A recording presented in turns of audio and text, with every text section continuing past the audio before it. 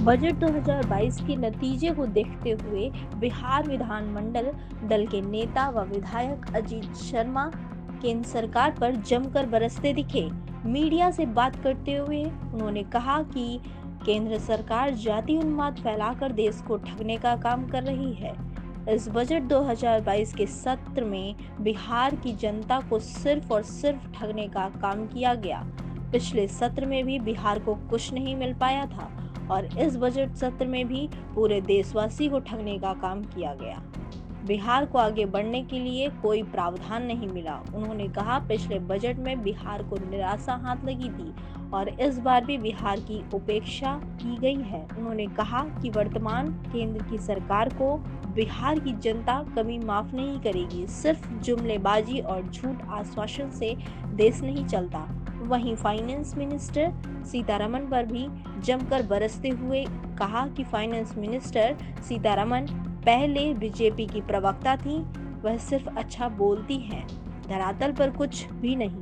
केंद्र सरकार को कोसते हुए विधायक ने यह भी कहा कि बेरोजगार युवकों को नौकरी देने की भी बात कही गई थी, लेकिन सब कुछ झूठा और खोखला निकला। उन्होंने बिहार के मुख्यमंत्री नीतीश कुमार पर भी तंज कसते हुए कहा कि केंद्र में भी एनडीए की सरकार है और राज्य में भी एनडीए की सरकार है, फिर भी बिहार को कोई सौगात नहीं मिली। मुख्यमंत्री नीतीश कुमार को तुरंत में समर्थन वापस ले लेना चाहिए। अगले काम फिर से बजट में हुआ। पिछले तलाई बजट में कुछ नहीं मिला। बिहार को कुछ भी इस बजट में कोई प्रावधान नहीं है कि आगे कैसे बढ़ेगा। बड़ा आश्चर्य है।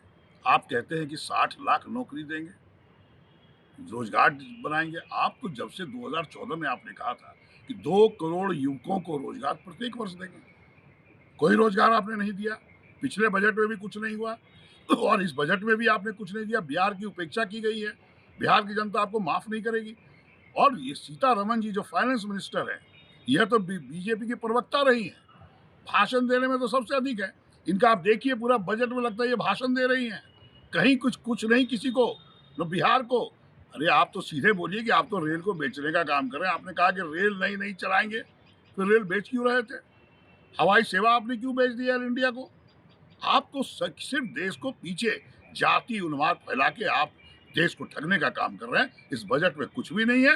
पूरे देशवासी निराश हुए हैं, खास करके बिहार, क्योंकि हम बिहार के रहने वाले हैं।